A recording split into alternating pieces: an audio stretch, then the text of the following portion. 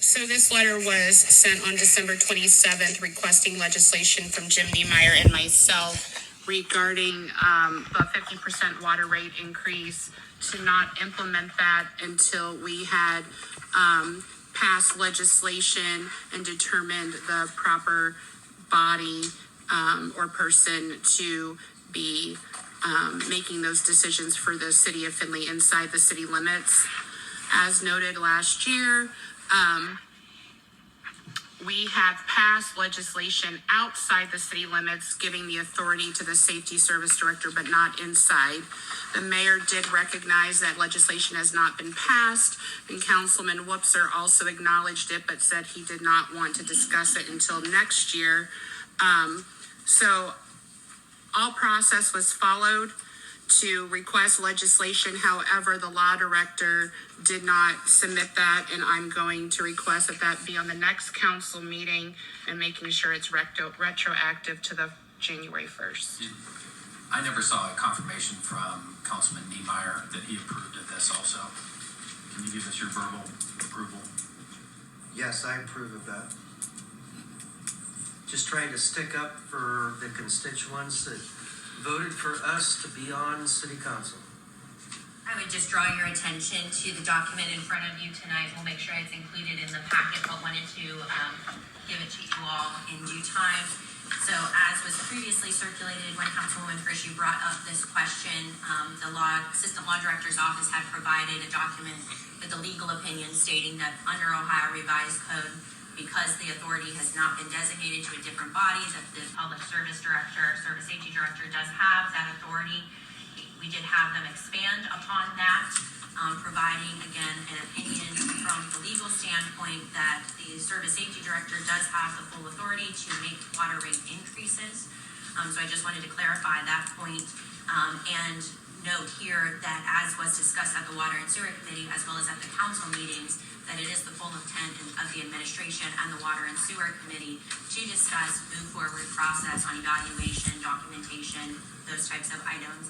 I also would note that it's been stated a couple of times that a data hasn't been provided to justify the increase. I would point your attention to the documents that were provided at the Water and Sewer Committee that clearly outlined the projection of the expenses, the need to continue to invest in the plant, and how the revenues are not sufficient to do that. So just wanted to continue to point out those resources.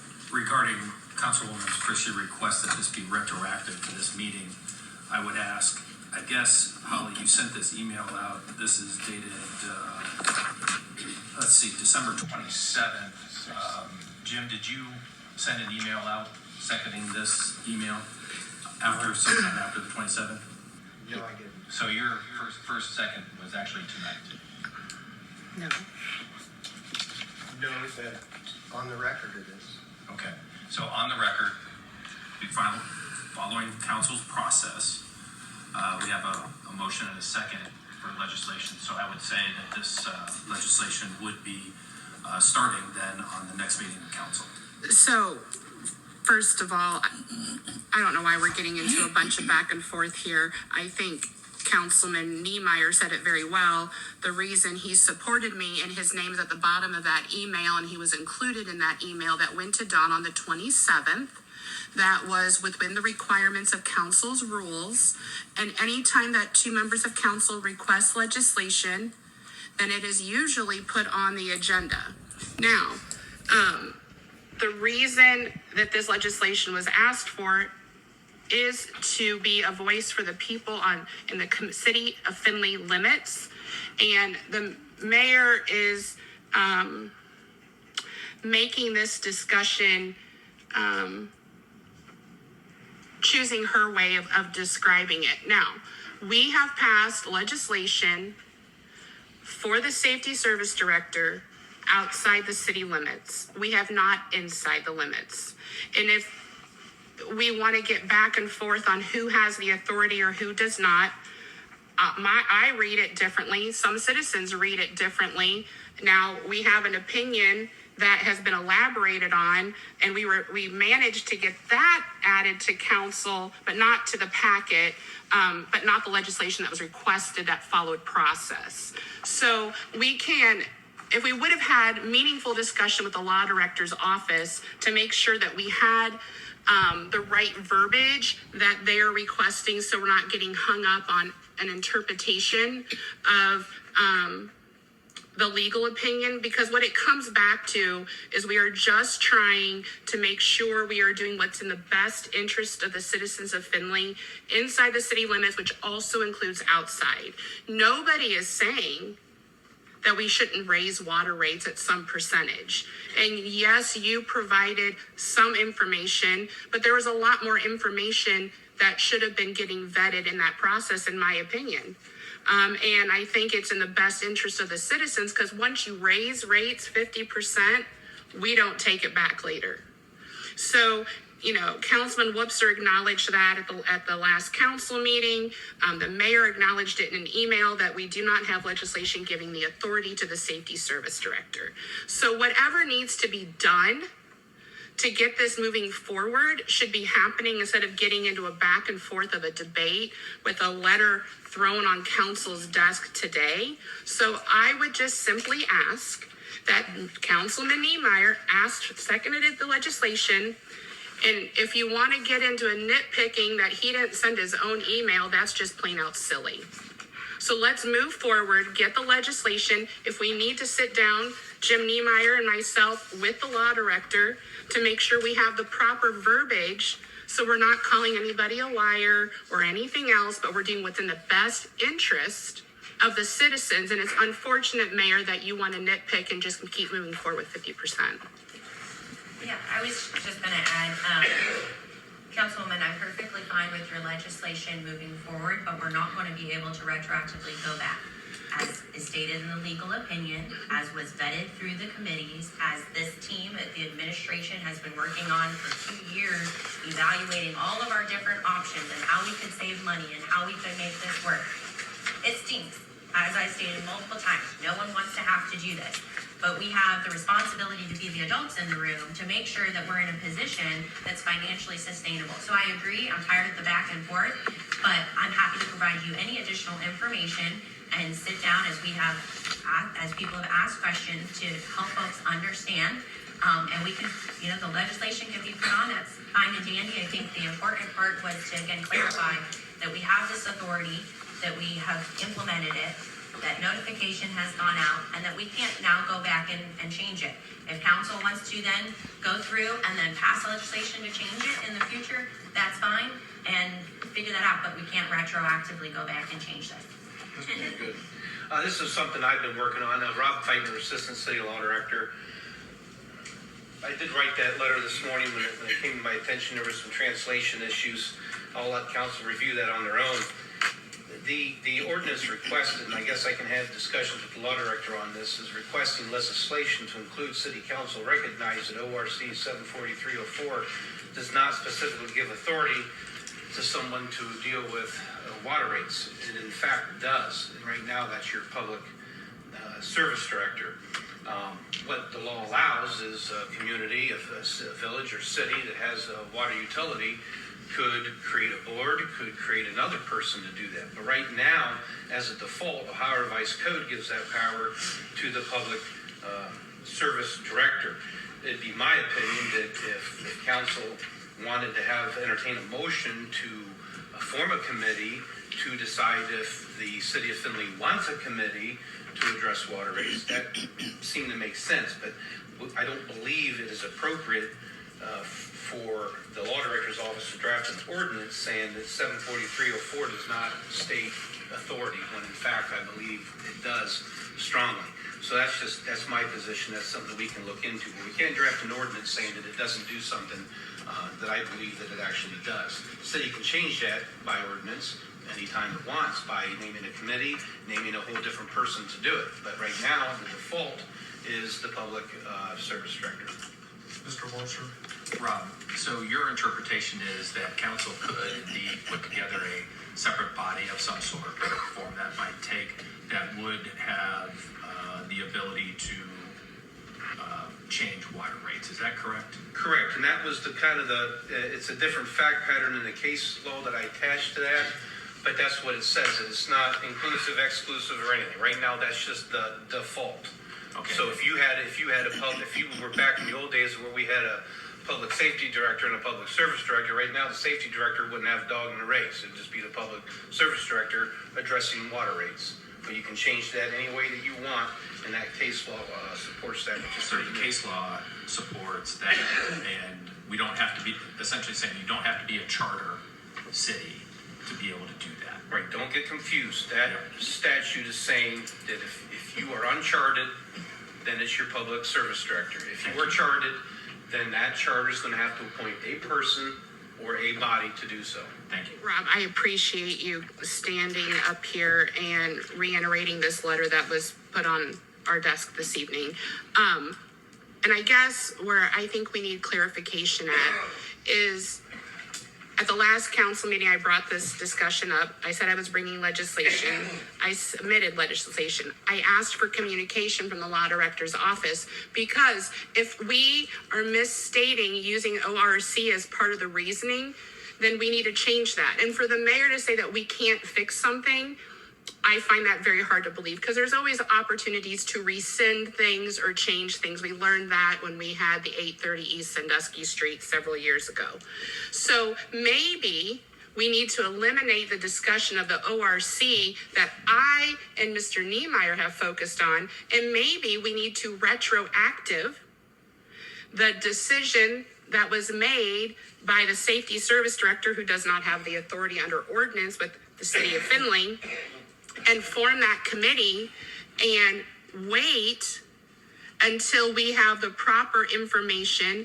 We determine the proper policy, the proper procedure to make sure we're doing what is best for the citizens of the Findlay inside and outside the city limits. So, I feel like I'm on the defense mode when I simply asked to do what was best for our community, and the mayor seems to be on her own path, and it sounds like we're trying to focus on the ORC code. And if I was wrong, Don, on using the ORC code for the legislation, then I apologize. But I think, again, what Jim and I are asking for is to make sure we are rescinding and retroactiving everything back until we can fix this process and do what is right. So maybe we should have sat down, and maybe that's what needs to happen, and do a retroactive policy. So can we do that, Rob, or can we do that, Don? I don't know about the retroactivity, but right now you've got a law that says your public service director is the one. You have an ORC code. We don't have a city of Findlay ordinance. Can we acknowledge that?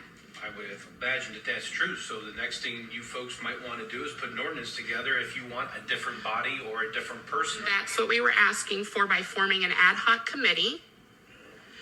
And that said in here, an ad hoc committee to develop a water rate increase guides, processes, and limitations to protect the citizens of Findlay. And I would hope everybody in this room is on that same page.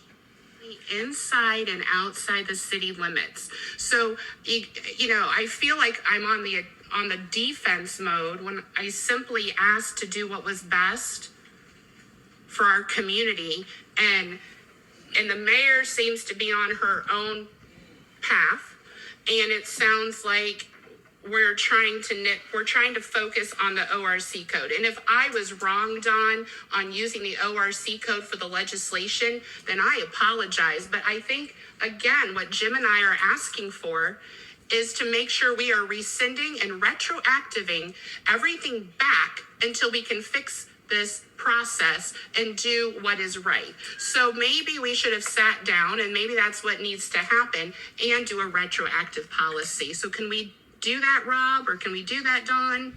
I don't know about the retroactivity, but right now you've got a law that says your public service director is the one. You have an ORC code. We don't have a city of Findlay ordinance. Can we acknowledge that? I would imagine that that's true. So the next thing you folks might want to do is put an ordinance together if you want a different body or a different person to be in charge. And that's what we were asking for by forming an ad hoc committee. And that said in here, an ad hoc committee to develop a water rate increase guides, processes, and limitations to protect the citizens of Findlay. And I would hope everybody in this room is on that same page. And I would, I get cut off again. I will defer to the mayor. Mayor Murphy. I was just gonna reiterate that, again, the Water and Sewer Committee already has that on their agenda for 2024 to work through. And I would say that the best interest of the city of Findlay is to have a water fund that has operational funds to maintain safe, clean drinking water, which is a core service. And it is our responsibility to vet those numbers, to go through it and propose it and show it and share it with council. They have done that, and now we will fix the errors of the past to fix that. So I think for tonight, Councilwoman, we hear you loud and clear. You disagree with it. What I'm saying, when we say fix the errors, we haven't stated at this point in time the water rates. Moving forward, if you pass legislation, they will take effect at that date and time, and that can dictate who we want to determine the water rates. If you designate it to somebody else, such as I'm going to, for ease of purposes, say Water and Sewer Committee, and the rates, it is not a retroactive rate implementation. So they can change the rate, they can decrease it back down to this amount, but we're not going to be able to go back and credit people back that amount unless you say, okay, now we're going to do a rebate structure, which again, looking at the finances of the water fund is not prudent. It would not be possible. You do not have the funds in the water fund. The mayor. There does not need to be comment from the audience. This is a city council meeting for discussion amongst city council members, and I would ask you to refrain from comment. Thank you.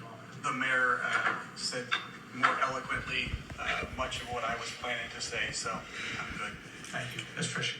So first of all, I think, Mayor, inferring that our water fund is not healthy and that we are not maintaining our system is just not true.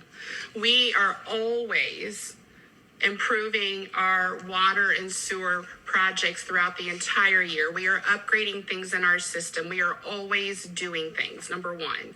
Number two, the sky is not falling tomorrow if you don't have your 50% water rate increase. Number three, going back in history from 11 or 12 years ago when water rates were increased, we had a safety service director that validated the reasoning of why. And that reasoning back then was we lost RCA, Harris, whatever you want to call it. They were one of our number one water users. So we had to figure out how to fill that gap. You, Mayor, you just want to have more cash on hand is not a 50% rate increase validation in my book or most citizens' books. So I think we need to end this discussion. We need to have the legislation.